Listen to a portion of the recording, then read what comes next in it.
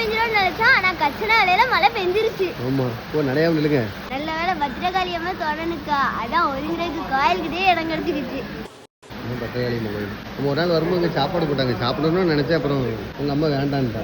Coffee குடிக்கிறதுக்கு 1/2 மணி நேரம் ஆயிடுச்சு. மேக்கப்லாம் கலந்து போச்சு. என்னங்க மேக்கப்லாம் கலந்து போச்சு. மேக்கப் கலைஞ்சு போச்சா பாரு. பவுடர் போட்டதுக்கா இது போய் மேக்கப்பா. நம்மளுக்கு பவுடர் தானடா மேக்கப். நீ மேக்கப் போட்டுவியா? போடக்கூடாது. நம்ம நேச்சுரல் பியூட்டி சரியா? வேற எதுவும் போடக்கூடாது. பவுடர் போடாட்டினாலும் பரவாயில்ல. சும்மாவே வெளில வெளில என்ன இருக்கா? நீங்க மேக்கப் போடணும் அடி விழுகுல குறுகுறுன்னு ஆசையா வரும். அழகு இல்லாம இருக்காங்களாடா அவங்களுக்கு தான் மேக்கப் வேணும் சரியா?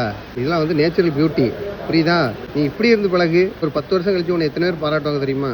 ஆமா நீ மேக்கப் போடக்கூடாது. நம்ம தேவையா?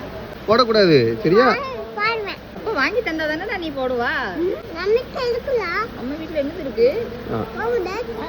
ஐயோ இவளுக்கு தெரிஞ்சது பவுடர் தான் மேக்கப். நீ போட்டுக்க. நான்